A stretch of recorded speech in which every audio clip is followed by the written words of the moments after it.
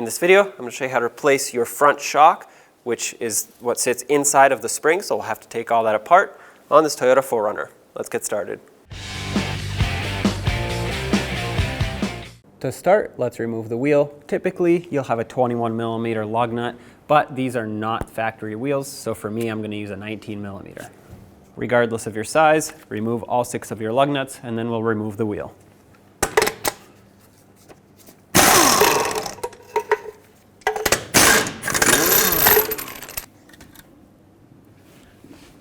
With a 19mm wrench, hold the bolt that bolts the strut onto the bottom of the control arm here, and then a 19mm socket on the nut side. Break this free and remove it.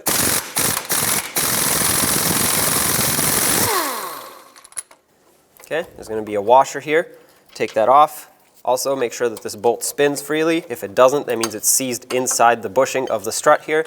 Regardless, you're going to want to take a hammer and tap it out that way. Okay.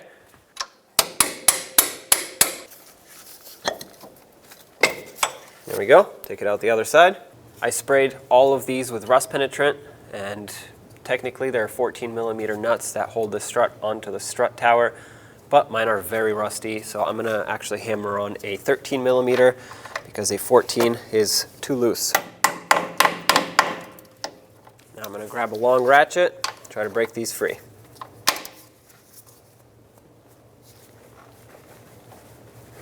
I heated up the nut a little bit. Let's try again. Yeah, there we go.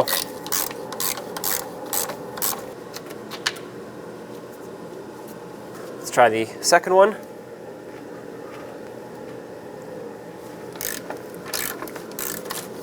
Okay, that works. I'm going to heat it a little bit just so it works a little smoother, but it's broken free.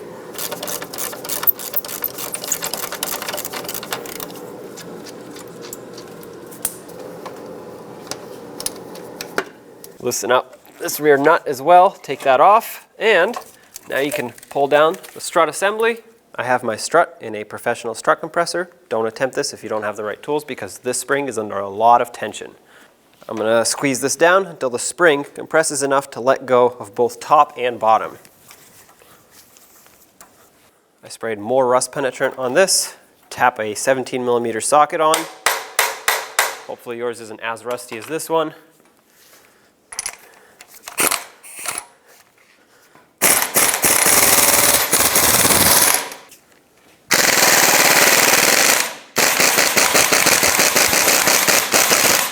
At this point, you can put a pair of locking pliers right on the top of the shaft here.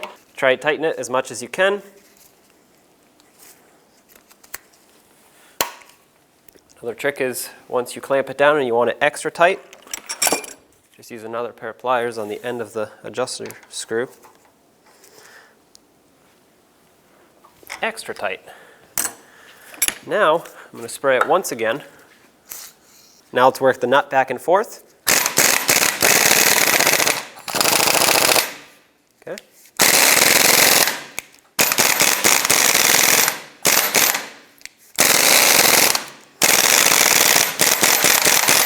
We'll just keep working it back and forth until it breaks free.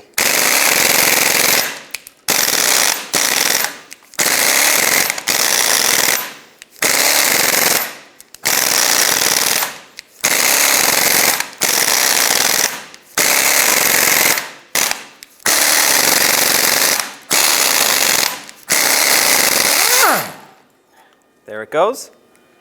Take that off. Pry this bushing up.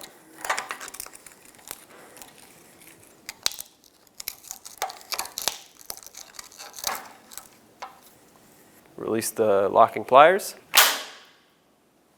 Now remove the shock part of the strut, and a lot of times it'll seize down here, but there you have it. Now with our new shock, right before we install it, we actually have to compress it or start it, and that entails squeezing it all the way down, push this shaft in to compress all the oils that are in it and mix them up. Do this 3 to 5 times. If you don't do this, your shock might make some noises over bumps when you first start driving with it because it doesn't have that dampening capability that it would if you did this. This will also extend the life of your shock, so I highly recommend this. All right, now that I did this, let's install it onto the spring. If you have a new sleeve that covers up the shaft of the shock, go ahead and install it. Unfortunately, I don't, and I would typically reuse the old one, but it's not in a reusable condition, so I'm just gonna have to leave it like this. Put on a washer, then put on a rubber bushing, slide it down all the way. Now, slide it into your spring. Make sure it comes through the top of the strut mount here. At the bottom, you'll see this cutout on the spring seat. It has to line up with the end of the spring. Right about there. Of course, we'll adjust it as we loosen up the tension on the spring. Then on the top, take your other bushing, put it down, and one last washer, and of course the new mounting nut to clamp it all down.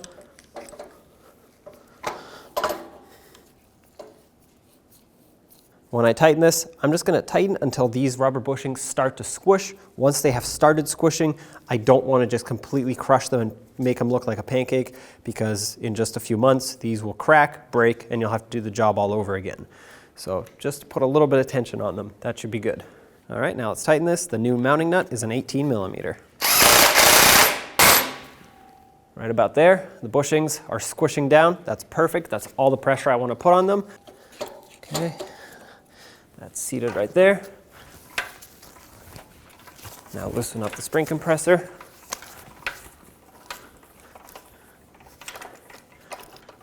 Okay, perfect. Pressure has been released off of the spring compressor, so now let's reinstall the strut. And line it up with the top.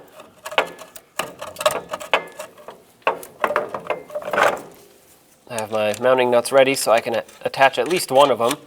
This will hold it in place so I can let it go.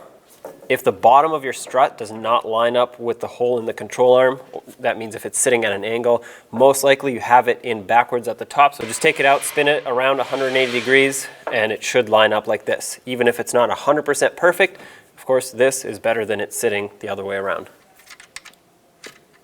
Put on the rest of the mounting nuts.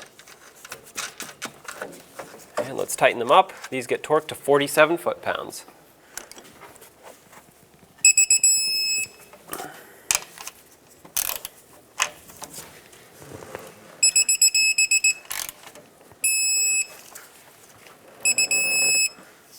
Now we have to line up the bottom of the strut with the control arm.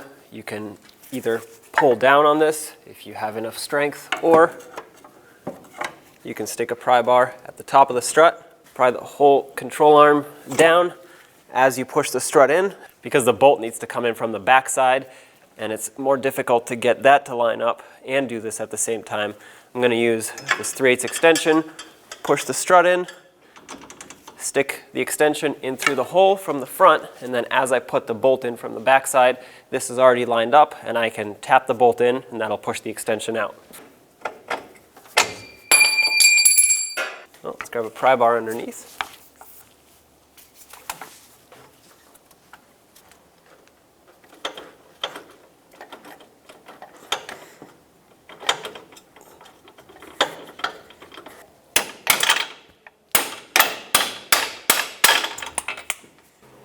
Put the washer on and the mounting nut. Let's tighten this up and torque them to 101 foot-pounds. Let's raise this up to approximately ride height so that this bushing isn't bound up. 19 millimeter socket, 101 foot-pounds.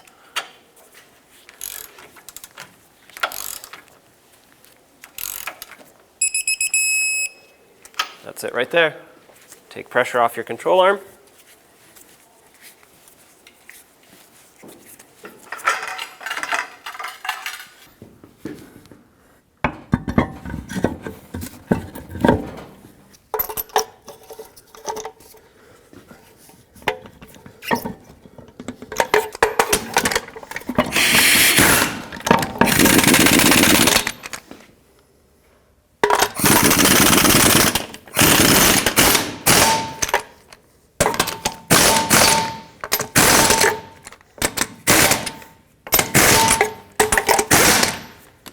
And then we'll torque them to 76 foot-pounds.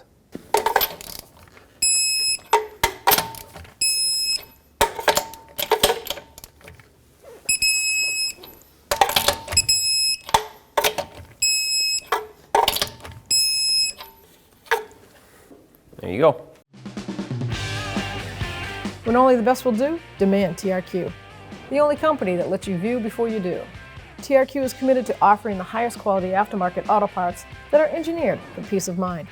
Thanks for using and viewing with TRQ.